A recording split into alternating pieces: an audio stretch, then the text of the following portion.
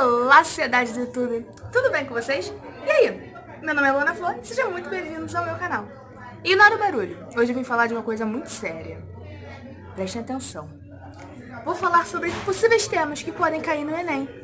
O Enem tá bem aqui, ó, bem aqui do meu lado, como se fosse essa plantinha aqui, ó, bem encostando na gente. É amanhã, então sei que esse vídeo tá um pouco atrasado, né, mas eu sou em cima da hora, carioca, então vamos ao que interessa. Vamos falar sobre alguns temas que podem cair no Enem. Vamos ao que interessa, então. Lembrando que eu peguei todas essas informações aqui de sites confiáveis, como o Educa Brasil, peguei também esses temas, esses tópicos dos temas, os tópicos e os temas de professores que postaram no Instagram, entre outras coisas. Então, eu separei alguns temas para vocês e eu vou falar como vocês podem usar na redação e qual é o título. Então vamos lá. Se for sobre doação de órgãos, vou dar algumas informações. A primeira doação de órgãos ocorreu na Ucrânia em 1933. Foi um marco histórico, né, que até hoje as pessoas fazem doação de órgãos. Em 2016, o Brasil conseguiu 2.983 doações, um marco muito importante porque eles superaram a meta que eles tinham estabelecido no ano. E o número de órgãos doados é maior do que o número total de doadores, porque na maioria dos casos, 65%, uma mesma pessoa doa mais de um órgão. Esses dados eu peguei do Nexo Jornal e eu achei muito interessante, porque quando a gente fala de doação de órgãos, geralmente a gente pensa numa fila enorme de pessoas necessitando, e realmente existe uma fila enorme de pessoas necessitando da doação de órgãos, só que a gente não para pra pensar de que uma única pessoa pode salvar a vida de várias. Então, nos 65% dos casos, tem mais órgãos do que pessoas necessitando. Aí tem algumas coisas, outros tópicos que vocês podem usar também. Vocês podem enfatizar a importância da doação de órgãos, vocês podem dizer como as condições de transferências, às vezes, são precárias. Um coração, por exemplo, se não me engano, ele só pode ficar 4 horas fora do corpo. Tem também, vocês podem falar a resistência das famílias, como é importante conscientizar as famílias, que às vezes alguma religião não permite a doação de órgãos, e entre outras coisas. O tema número 2 foi muito citado em todos os sites que eu pesquisei, eu encontrei esse tema. E eu achei um tema bem complexo para se escrever. O tema é desaparecimento de pessoas. E os dados são alarmantes. A cada 1 hora, 8 pessoas desaparecem no Brasil. 8 pessoas. Imagina, 8 vidas. O que estão fazendo com essas pessoas? É a nossa indagação. Foi quando eu li isso, eu pensei, meu Deus, como é que eu vou escrever sobre isso? Mas com algumas pesquisas eu acho que sairia uma boa redação. Aí temos aqui também que uma das grandes causas do desaparecimento é o tráfico de pessoas. O tráfico de pessoas tem aumentado muito depois da globalização, onde foi uma interação de culturas, de comunicação, tudo. Então o tráfico de pessoas tem aumentado muito. Aí, dia 30 de julho, no Brasil, é o dia de enfrentamento ao tráfico de pessoas. Nós temos também uma informação do Fórum Brasileiro de Segurança Pública, que diz que São Paulo é o estado onde mais pessoas somem. E depois, lidera a estatística mesmo, cerca de 242.568 pessoas somem em São Paulo.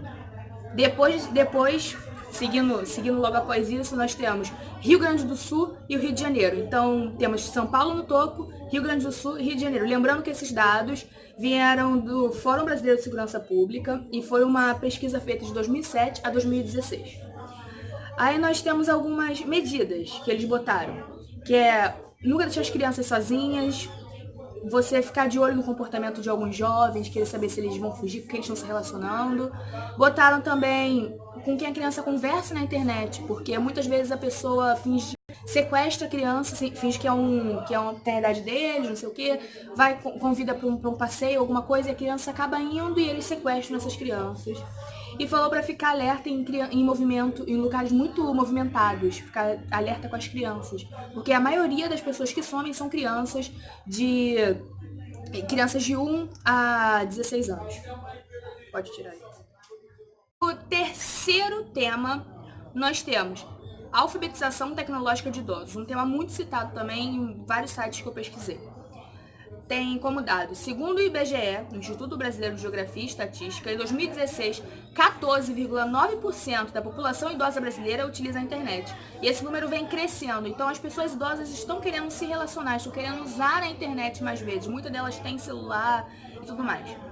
Tá falando que eles querem participar. Numa pesquisa do G1, uma notícia, disse que as pessoas, que os idosos, eles querem participar, eles querem se sentir integrados nessa nova maneira nessa nova ordem, né, da sociedade, que é a internet e tudo mais.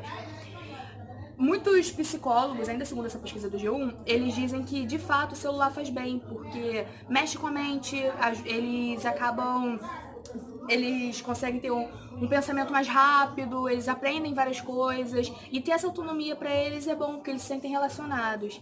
E muitas vezes também, vocês podem falar isso na redação de vocês, é que a família às vezes não está disposta a ensinar eles a mexer, porque não tem paciência ou qualquer outra coisa. Aí pode falar sobre cursos comunitários que as igrejas oferecem para os idosos poderem aprender a mexer na internet, entre outras coisas. Aí, se vocês acharem interessante, vocês falem da importância de alfabetizar os idosos para a internet, dizer também que eles são quase unanimidade a quantidade de idosos que caem em golpes. A maioria das pessoas que caem em golpes na internet são idosos. Então, se eles se alfabetizarem para saber mexer na internet e tudo mais, eles vão ensinar a eles como não cair em golpes, entre outras coisas.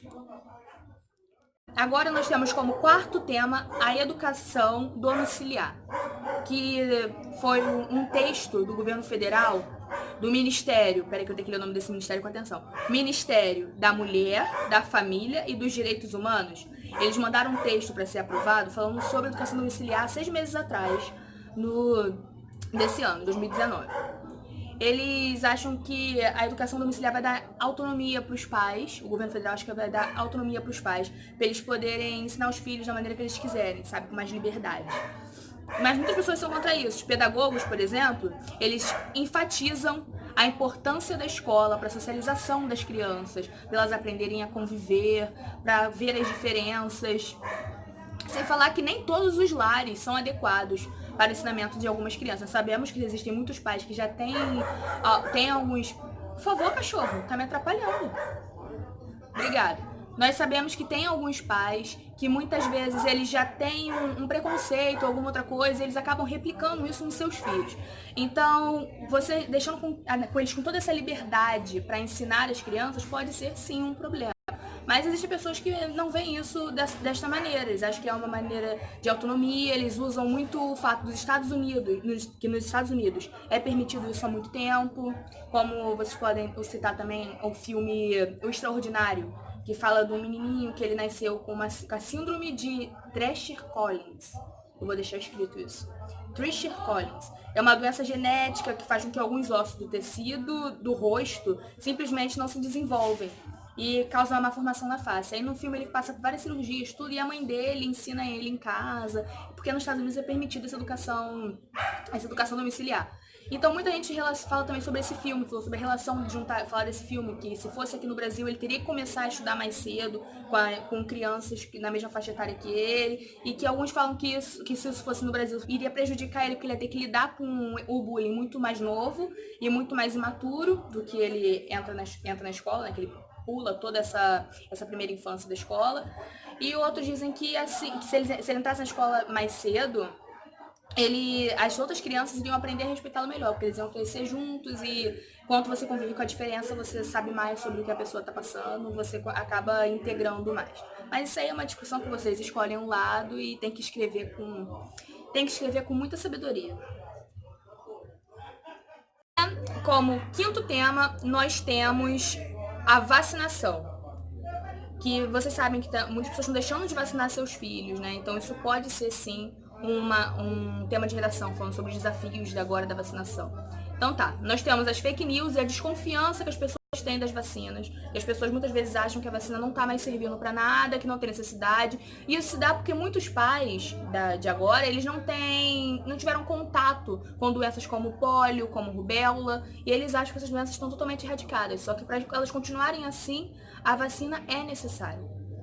Nós temos também o movimento anti-vacinação, que foi o que eu citei agora, que está se fortalecendo cada vez mais por conta das fake news em grupos de Facebook. Isso não é só no Brasil, é no mundo todo. As pessoas estão optando por não vacinar seus filhos, por acharem que não é necessário.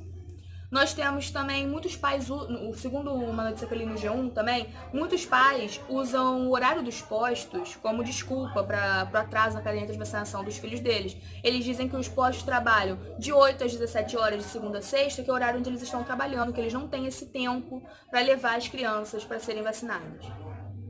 Nós temos também um dado da... Deixa eu ajeitar a câmera. Nós temos também um dado da OMS que disse que 110 mil pessoas morreram por conta de sarampo. 110 mil pessoas. E a maioria dessas eram crianças que não foram vacinadas. Então a gente vê aí a importância da vacinação e como as pessoas estão deixando a vacinação de lado, o que é muito errado, porque estão trazendo doenças que antes estavam erradicadas ou que não apareciam há muito tempo, ou que tinham uma incidência muito pequena, à tona. Sexto e último tema, nós temos o autismo. Eu achei esse tema em 2 sites, não foi em todos os que eu pesquisei, só que eu achei importante porque está sendo um tema bastante debatido por conta de séries como o Atypical da Netflix e The Good Doctor, que agora está disponível no Google Play. Gente, parece que eu tô fazendo merchandising, não tô sendo nem paga pra isso. Mas vamos lá. Tá escurecendo, eu tenho que terminar esse vídeo pra vocês. Então tá, nós temos que... Primeiro, vamos definir o que é o autismo. O autismo, ele é uma síndrome que afeta vários sistemas de comunicação do corpo. Ele afeta o comportamento do indivíduo. O autismo, ele mexe com o sistema nervoso. Então, a gente tem uma dificuldade, às vezes, de socialização das pessoas que têm um autismo ou espectro autista na escola e em outros lugares.